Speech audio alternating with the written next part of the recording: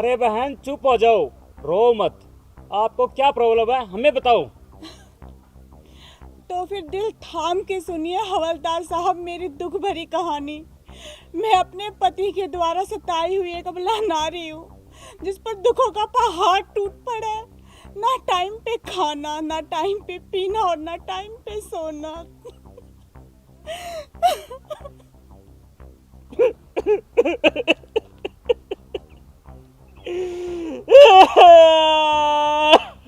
अरे छोटे भाई, तुम्हें क्या हुआ? तुम क्यों रोने लगे? अरे भाई बड़े, इस औरत की बात सुनकर मुझे मेरी पत्नी की याद आ गई।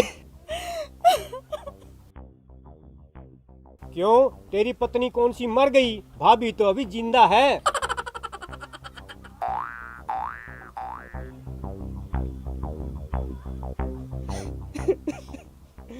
भाई बड़े, इस औरत में और मुझ में सिर्फ इतना ही फर्क है कि ये अपनी पति की सताई हुई है और मैं मेरी पत्नी का सताया हुआ हूँ। अरे छोटे, रो मत, ये तो घर का मामला है, फिर निपट लेंगे। पहले उस औरत का दुख दूर करें। हाँ तो बहन जी, अपनी कहानी शुरू कीजिए। दुनिया में कितना गम है, मेरा गम कितना कम है। औरों का गम देखा तो मैं अपना गम ही भूल गई।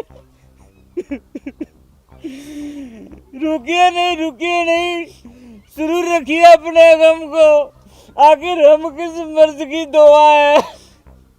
बहन जी, और बताओ क्या जुल्म हुआ है आप पर? हवलदार साहब, मेरा पति रोज शराब पीकर मुझे सुबह शाम पीटता है और खाने को कुछ भी नहीं देता, और आप पेट भर के खाता है। और अगर कोई पड़ोसी मेरी मदद करता है ना, तो उसकी भी पिटाई करता है वो। हवलदार साहब बहुत जालिम आदमी है वो। आप चिंता मत करो बहन, जब हमारे डंडे उस जालिम पर पड़ेंगे ना, वो तो चूहे की तरह घर में घुस जाएगा। चलो मेरे साथ। कहाँ है वो हरामी? खींच के लाता हूँ मैं उसे। हवलदार साहब आगे तो सुनिए। हाँ, बी कंटिन्यू बहन जी, बी कंटिन्यू। हवलदार साहब, मेरा पति रोज शराब पीकर मुझे सुबह शाम पीटता है और खाने के लिए ना मुझे कुछ भी नहीं देता, और खुद पेट भर के खाता है। और यहाँ तक कि अगर कोई पड़ोसी मेरी मदद के लिए आगे आता है ना, तो उसकी भी पिटाई करता है। हवलदार साहब, मेरा पति बहुत जालिम आदमी है। पूरा मोहल्ला डरता है उससे। हवलदार साहब, मेरे पति पर थाने में 50 मुकदमे दर्ज हैं, हत्या, डकैती, किडनैपिंग और धोखाधड़ी के। वो बहुत बड़ा गुंडा है, बहुत बड़ा। लोग उसके नाम से थर थर कांपते हैं, थर थर। आप लोग मेरे साथ चलिए और उसे गिरफ्तार कीजिए। भाई बड़े, मेरी तो नई नई शादी हुई है। अगर इसके पति ने हम पर हमला बोल दिया तो क्या करेंगे? छोटे भाई तो ठीक कह रहा है, लगता है हमें पुलिस फोर्स मंगवानी पड़ेगी। क्या हुआ हवलदार साहब, आप चलिए ना मेरे साथ। 2 मिनट रुको बहन जी, हमें अपना प्लान तो तैयार करने दो। किस तरह पीटना है उसे? मुर्गा बनाकर, उल्टा लटकाकर, या फिर उसे जमीन पर लेटाकर? हवलदार साहब, आप ना उस कमीने को जमीन पर लिटा कर ही पीटना, क्योंकि वो भी मुझे जमीन पर लिटा कर ही पीटता है। वैसे बहन जी, आपके पति का नाम क्या है? हवलदार साहब, लोग उसे लंबू बदमाश के नाम से जानते हैं। अरे छोटे भाई, ये नाम तो कभी सुना ही नहीं। बड़े भाई, अबे हमें 4 दिन हुए हैं जैसलमेर से यहाँ ट्रांसफर हुए। ये औरत को झूठ थोड़ी बोल रही है। तू ऐसे कर, कंट्रोल रूम में अभी फोन कर, जल्दी से पुलिस फोर्स को यहीं बुला ले। हवलदार साहब जल्दी करो और मेरे जालिम पति को गिरफ्तार करिए। आप देरी क्यों कर रहे हैं?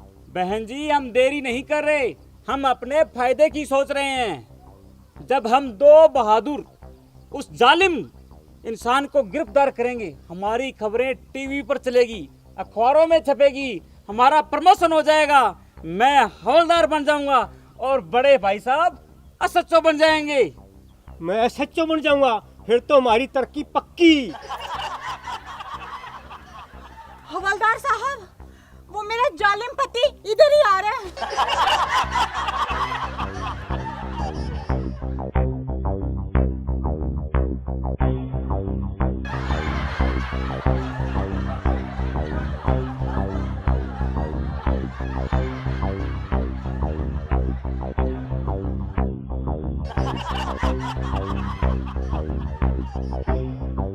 आज तो बुरे फंसे भाई, लगता है लंबू बदमाश हमें छट्टी का दूध याद करवा के छोड़ेगा।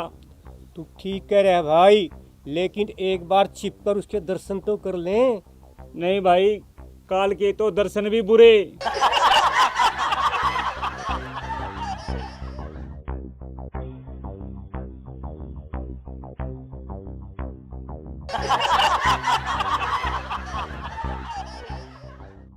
अरे बड़े भाई, लगता है ये तो इसका बेटा है। हम तो ऐसे ही डर गए, चलो चलकर देखते हैं। अरे हवलदार साहब, कहाँ भाग गए थे आप दोनों?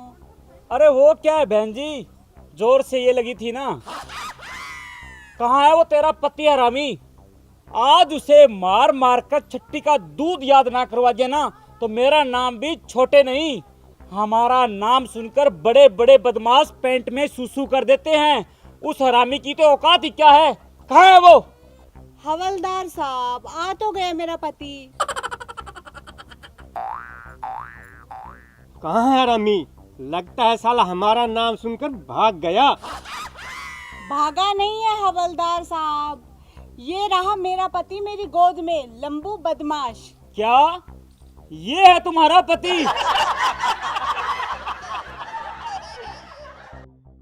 अरे मेरी डार्लिंग गुलाबो, इनको क्या हो गया? लगता है जी आपका नाम सुनकर ना दोनों बेहोश हो गए बेचारे।